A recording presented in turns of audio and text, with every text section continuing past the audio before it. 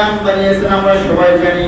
নজরুল ইসলাম লিখেছেন, উনি সঙ্গীতের মাধ্যমে বলেছেন, আমরা সবাই বলি আল্লাহকে যে পাইতে চাই, হাসরতিকে ভালোবেসে, আল্লাহকে যে পাইতে চাই, হাসরতিকে ভালোবেসে, আরশ কুরসি লৌহ কালাম, আরশ কুরসি লৌহ কালাম না চাইতে পেয়েছে সে, হাসরতিকে ভালোবেসে, আল্লাহকে যে পাইতে চাই। মারহাবা বলেন।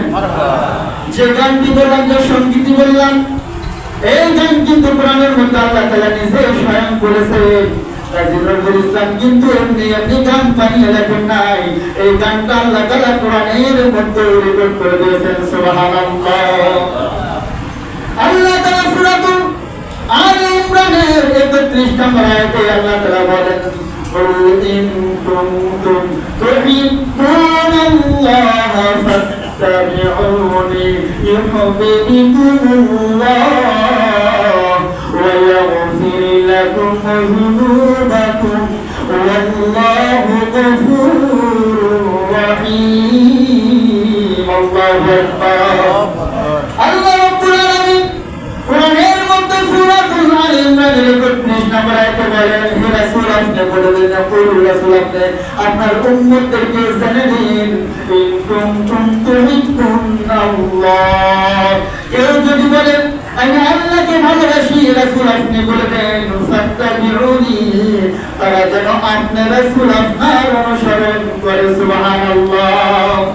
আল্লাহ জানিয়ে দিলেন, নবী হে আপনি জানিয়ে দিন, আমি আল্লাহকে যারা ভালোবাসতে চাই, আমাকে ভালোবাসার দরকার নাই, আমাকে ভালোবাসতে যদি হয় তোমরা আগে রাসূলকে ভালোবাসো। সুবহানাল্লাহ। তাহলে আল্লাহকে যদি আমরা বলি ভালোবাসি, তাহলে রাসূলকে ভালোবাসতে হবে, ঠিক কিনা? আমরা আল্লাহকে সবচাইতে বেশি ভালোবাসি। আজকে প্রমাণ করব কোন জাতি আর কোন উম্মত আল্লাহকে সবচাইতে বেশি ভালোবাসে, ঠিক কিনা? ইহুদিরা বলেছে আল্লাহকে বেশি ভালোবাসি, নাসারা বলেছে আমরা বেশি ভালোবাসি, মক্কার কাফির মুশরিকরা বলেছে আমরা আল্লাহকে বেশি ভালোবাসি। আজকে উম্মত যারা আমরাই বলে আল্লাহকে বেশি ভালোবাসি, তাহলে 4টা দল।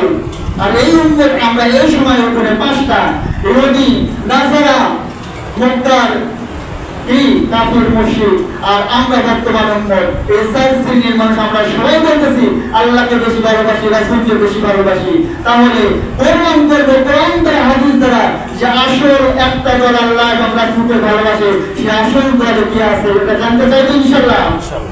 আল্লাহ তাআলা বলেন, রাসূল বলে দেন, কেউ যদি বলেন আল্লাহকে ভালোবাসতে চাই অথবা আল্লাহকে ভালোবাসার দরকার নাই, আপনি রাসূলকে যেন সে ভালোবাসে, ফাত্তাবিউনি, এর মানে হলো আমরা রাসূলকে অনুসরণ করো। রাসূলকে অনুসরণ করলে কি হবে? কুল ইন কুনতুম তুহিব্বুনাল্লাহ ফাত্তাবিউনি ইউহিব্বুকুমুল্লাহ, কেউ যদি রাসূলের অনুসরণ করে, রাসূলকে ভালোবাসে, ইউহিব্বুকুমুল্লাহ, আল্লাহ বলেন তাহলে আমি আল্লাহকে ভালোবাসা হয়ে যায়। সুবহানাল্লাহ। যে রাসূলকে যে ভালোবাসলো সে আল্লাহকে ভালোবাসলো। সুবহানাল্লাহ। এখন উত্তর আমরা নিজে নেই। ইহুদিরা বলল আল্লাহকে ভালোবাসি, আল্লাহ বলল আমাকে ভালোবাসা দেখাইতে হবে না, তোমরা রাসূলকে ভালোবাসো। রাসূলকে যদি ভালোবাসো তাহলে আল্লাহকে অটোমেটিক ভালোবাসা হয়ে যাবে। সুবহানাল্লাহ। ইহুদিরা বলল আল্লাহকে ভালোবাসি, কিন্তু ইহুদিরা কি রাসূলকে মানায়? রাসূলকে তারা মানে না। ইহুদিদের ভালোবাসা মিথ্যা, এটা সঠিক ভালোবাসা না। ইহুদিরা নবীর আশিক কখনো না, ঠিক কিনা? 2 নম্বর নাসারা বলল আমরা আল্লাহকে সবচেয়ে বেশি ভালোবাসি, কারণ ঈসা আলাইহিস সালামের অনুসারী আমরা। এই ইহুদিরা নাসারা কিন্তু আমার আপনার নবীকে তারা ভালোবাসে না, মেনে নেয় না, ঠিক কিনা? অতএব নাসারাদের দাবি তো তারা মিথ্যাবাদী, তারা কিন্তু আল্লাহর পরিচিত বান্দা নয়, ঠিক কিনা? মক্কার কাফিররা মুশরিকরা বলল আমরা আল্লাহকে ভালোবাসি, কারণ সাইয়্যিদুনা ইব্রাহিম আলাইহিস সালামের উম্মত আমরা ইব্রাহিমকে ভালোবাসি, অতএব আমরা আল্লাহকে ভালোবাসি। এই দাবি করলো মক্কার মুশরিকরা, মক্কার কাফিররা, কিন্তু তারা কিন্তু নবীকে ভালোবাসে না, ঠিক কিনা? অতএব মুশরিকরা এবং কাফিররা কিন্তু নবীর খাঁটি উম্মতরা আল্লাহর ভালোবাসার বান্দা তারা নয়, ঠিক কিনা? তাহলে ইহুদি নাসারা, মক্কার মুশরিক কাফিররা আল্লাহর মুরগিকে ভালোবাসা এদের অন্তরে নাই, কারণ রাসূলকে মানে না। চলে আসুন বর্তমান সময়ে যারা বলে আমরা রাসূলকে ভালোবাসি, বড় বড় মাহফিলের আয়োজন করে আর অনেক অনেক টাকা পয়সা খরচ করে। যদি আপনারা বগুড়া শহরে যান দেখবেন বড় করে গেট সাজানো আছে, বড় করে নবীজির মিলাদের অনুষ্ঠান করে। এর পিছনে তথ্য নিয়ে আমি যেটুকু জানি এদেরকে অর্থায়ন করেছে ইহুদিরা, ঠিক কিনা? কারণ এত টাকা নবীর খাঁটি উম্মত হলে আপনি প্রথম অবস্থায় পাবেন না। নবীর খাঁটি উম্মত ছিল সাইয়েদনা আবু হুরায়রা, পেটে ভাত ছিল না, ঠিক কিনা? রাস্তায় ঘোরাঘুরি করতো। আজকে যদি আপনি নবীর খাঁটি উম্মত হন তাহলে বড় বড় রাস্তায় টাকা পয়সা করে গেট সাজানোর টাকা আপনার কাছে থাকবে না, শুধু আপনার শত্রু বেড়ে যাবে, আপনার অভাব হবে, অনটন হবে, ঠিক কিনা? যখন দেখবেন নবীর আশীর্বাদ দাবি করে বড় বড় ব্যানার আর মিছিল হচ্ছে, সারা বছর নবীজির ভালোবাসার কথা এদের অন্তরে মুখে নাই, এরা নবীর আসল উম্মত না, ঠিক কিনা? অতএব নবীর আসল উম্মত তারাই পেটে ভাত দেয়। বর্ষাকালে নবীজি ডাক দিয়েছে যুদ্ধের জন্য ছুটে এসেছে, গ্রীষ্মকালে নবী ডাক দিয়েছেন নবীর আদর্শ প্রতিষ্ঠা করার জন্য তোমরা তাবুকের ময়দানে চলো। যারা নবীর নিত্য আশিকের দাবিরা তারা বলল, হে রাসূল আপনাকে ভালোবাসি, আল্লাহকে ভালোবাসি, কিন্তু মদিনায় তো এখন খেজুর পাকার মৌসুম, যদি যুদ্ধে যায় খেজুর নষ্ট হবে, এত রোদ আমরা যেতে পারবো না। আর যারা নবীর আসল উম্মত আসল আশিক তারা বলল, হে রাসূল মদিনার ফসল মদিনায় থাক, আর যত গরম হোক, যত গরম রৌদ্র তাপমাত্রা হোক, আপনার আদর্শকে প্রতিষ্ঠা করার জন্য আমরা আমাদের প্রাণপণ চেষ্টা করবো, সেবনকে বিলিয়ে দেব। আল্লাহু আকবার। এই সব সাহাবীরা তাবুকের ময়দানে পায়ে জুতা নেই, পায়ে পুরাতন কাপড় বেঁধে তাবুকের ময়দানে রওনা হয়। গ্রীষ্মকালে প্রচন্ড রোদ, খাবার নাই, পানি নাই, তাদের অন্তরে তামান্না আমরা আল্লাহকে ভালোবাসি, নবীর আশিক, আমরা নবীর আদর্শকে প্রতিষ্ঠা করতে চাই। অতএব নবী আমাদেরকে ডাক দিয়েছে, আমরা পিছনে যাওয়ার কোনো কি উপায় নাই। সুবহানাল্লাহ। আজকে যদি নবীর বিরুদ্ধে কেউ কথা বলে, আমি আপনি যদি বসে থাকি আর মিথ্যা মিথ্যা আশিক দাঁড়িয়ে করি, তাহলে কি আমরা নবীর আসল আশিক হইতে পারবো না। সম্মানিত উপস্থিতি, নবীকে ভালোবাসতে হবে। প্রশ্ন যদি করে আজকে জুমার দিন 12 রবিউল আউয়ালের আজকে ঠিক শেষে হয়ে যাবে, নবীর জন্মের কাহিনী আমরা শুনতে চাই, নবীকে ভালোবাসতে চাই। আমার নবী বলেছেন, যারা আমাকে ভালোবাসো তারা আমার উপর বেশি বেশি দরুদ সালাম পেশ করো, তাহলে কালকে আমাদের ময়দানে আমি নবী উম্মত হিসেবে তোমাদেরকে স্যাটিসফাই করে, তোমাদেরকে সুপারিশ করে আমি নবী জান্নাতে তোমাদেরকে পৌঁছে দেব। সুবহানাল্লাহ। কিন্তু আমরা দিনের মধ্যে কয়বার নবীর উপর দরুদ সালাম পেশ করেছি?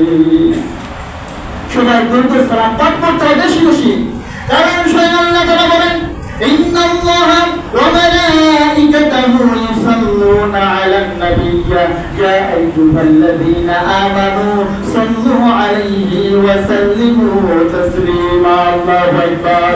আল্লাহ তাআলা বলেন, আমি স্বয়ং আল্লাহ আমার নবীর উপর সালাম পেশ করি, দরুদ পাঠ করি, আমার ফেরেশতারা নবীর উপর দরুদ সালাম পেশ করে। দুনিয়ার ঈমানদাররা যদি তোমরা ঈমানের দাবি করো আর নবীর আশিক যদি দাবি করো, তাহলে আমার নবীর উপর তোমরা বেশি বেশি দরুদ সালাম পেশ করো। সুবহানাল্লাহ। তাহলে আমার আপনার কি নবীর উপর বেশি দরুদ সালাম পেশ করতে হবে, ঠিক কিনা? সবাই বলি সাল্লাল্লাহু আলাইহি ওয়াসাল্লাম। আল্লাহুম্মা সাল্লি আলাইহি আল্লাহুম্মা বারিক আলাইহি। আমরা ছোট ছোট দরুদ আছে পাঠ করতে পারেন, কারণ নবীর ভালোবাসা শুধু মুখে বললে হবে না, প্রমাণ দিতে হবে। কারণ আশিকের অভাব নাই। আল্লাহ বলবেন, তোমরা কেমন ভালোবাসো আগে পরীক্ষা দাও, এই পরীক্ষার মাধ্যমে ভালোবাসা প্রমাণিত হবে। আল্লাহ বললেন, কুল ইন কুনতুম তুহিব্বুনাল্লাহ, কেউ যদি আল্লাহকে ভালোবাসতে চাও, ফাত্তাবিউনি, নবীর অনুসরণ করো, নবীকে ভালোবাসো। ইউহদিকুমুল্লাহ, নবীকে যদি তোমরা ভালোবাসো, নবীকে যদি অনুসরণ করো, তাহলে আমি আল্লাহকে ভালোবাসা হয়ে যাবে। আমরা বললাম, আল্লাহ আপনি যে কথা বললেন আমরা মেনে নিলাম, আমরা আপনাকে ভালোবাসি, আপনার মহব্বত অন্তর নিয়ে আমরা নবীর অনুসরণ করলাম। সুবহানাল্লাহ। আল্লাহ বললেন, যদি তোমরা নবীর অনুসরণ করো, আমি আল্লাহ তাআলা ঘোষণা করলাম তোমরা আমার আসল বান্দা, আমাকে ভালোবাসো। সুবহানাল্লাহ। এখন প্রশ্ন, আল্লাহ আমরা আপনাকে ভালোবাসি, রাসূলের অনুসরণ করি, তাহলে আমাদের পুরস্কার কি? আল্লাহ তাআলা বলেন, ওয়া ইয়াগফির লাকুম যুনুবাকুম ওয়াল্লাহু গফুরুর রহিম। আল্লাহু আকবার। আল্লাহ বলেন যদি নবীকে তোমরা ভালোবাসো, নবীর অনুসরণ করো, আমি আল্লাহ তাআলার ভালোবাসা তোমরা অর্জন করবে। আর আল্লাহ তাআলার যদি ভালোবাসা অর্জন করো, আল্লাহ বলেন ওয়া ইয়াগফির লাকুম যুনুবাকুম, আমি তোমাদের জীবনের সমস্ত গুনাহ খাতা মাফ করে দেব। সুবহানাল্লাহ। এমন কোন বান্দা নাই, এমন কোন মুসলমান নাই যার জীবনে গুনাহ নাই। কেউ যদি মনে করে আমার জীবনে গুনাহ নাই, আমি বড় আল্লাহর ওলি, বড় হবে, এর চাইতে বড় মিথ্যাবাদী আর কেউ নাই, ঠিক কিনা? যত বড় ইমাম হোক, আলেম হোক, বর্তমান সময় গুনাহ থেকে বেঁচে থাকা অনেক কঠিন। সাহাবীদের যুগে গুনাহ করা অনেক কঠিন ছিল, তারা আমল সহজে করতে পারত। আমার আপনার সময় গুনাহ করা সবচেয়ে সহজ, ঠিক কিনা? আমল করা সবচেয়ে কঠিন হয়ে গেছে। আজকে মোবাইল ফোন নাই এমন কারো হাত আছে, ছোট বাচ্চাদের শুরু করে বৃদ্ধ পর্যন্ত সবার হাতে মোবাইল। আপনি মোবাইল হাতে নিলে ইসলামের পাশাপাশি অনেক কি অনইসলামিক জিনিস আপনার চোখের সামনে চলে আসে। চোখের গুনাহ, মুখের গুনাহ, কানের গুনাহ।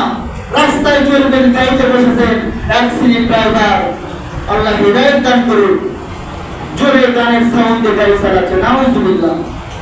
আপনার ইচ্ছা নাই গান শোনার, কিন্তু গানের মধ্যে গান আসতেছে। অথচ গান বাজনাকে জাহান্নামের একটা কি উপাদান করা হয়েছে। যারা গান বাজনা শোনে, গান বাজনা আয়োজন করে, এরা জাহান্নামী, নাউজুবিল্লাহ। নবীর কোন উম্মতি গান বাজনা শুনতে পারে, অথচ গান বাজনা ওঠেনি চলে।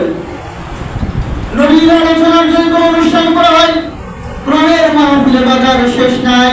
আপনি আসল ভাবে যদি উম্মত, নবীর কাজে উম্মত, আপনার শত্রুতার অভাব থাকবে না। কেউ যদি কাফিরদের এজেন্ডা, ইহুদিদের এজেন্ডা বাস্তবায়ন করতে চায়, তার কোনো বাধা নেই, ঠিক কিনা? আমরা এমন একটা অবস্থায় আছি, অতএব শুধু নবীর উম্মত আসে এমনি এমনি দাবি করলে হবে না। আসল উম্মত হইতে গেলে আল্লাহ তাআলার সূরাতুল আলে ইমরানের 31 নম্বর আয়াতের মাধ্যমে আল্লাহ বলেছেন, পরীক্ষা দাও, পরীক্ষার মাধ্যমে আসল উম্মত হও।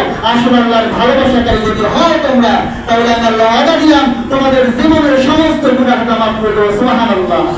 আমাদের জীবনে গুনাহ হচ্ছে, হবে, কিন্তু এই গুনাহগারদের মধ্যে এমন গুনাহগার আল্লাহর কাছে প্রিয় যে গুনাহ করার পর আল্লাহর কাছে ক্ষমা চায়। সুবহানাল্লাহ। অথবা আমাদের তওবা করতে হবে। আল্লাহ, গুনাহর শেষ নাই আমাদের জীবনে। গুনাহ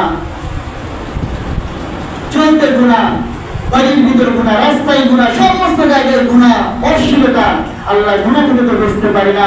অতএব আপনি রবিউল আউয়াল মাসে ওসিলা করে, যে মাসে আপনার নবীর আদর্শকে প্রতিষ্ঠা করে জাহিলিয়াতের অন্ধকার দূর করেছেন, এই দুনিয়াকে আপনি আলোকিত করেছেন, অতএব এই আলোকিত মাসে আমাদের জীবনটাকে আপনি আলোকিত করে নবীর আদর্শ উম্মত হওয়ার তৌফিক দান করুন। আল্লাহুম্মা আমিন। এই দোয়া বেশি বেশি করতে হবে। একটি হাদিস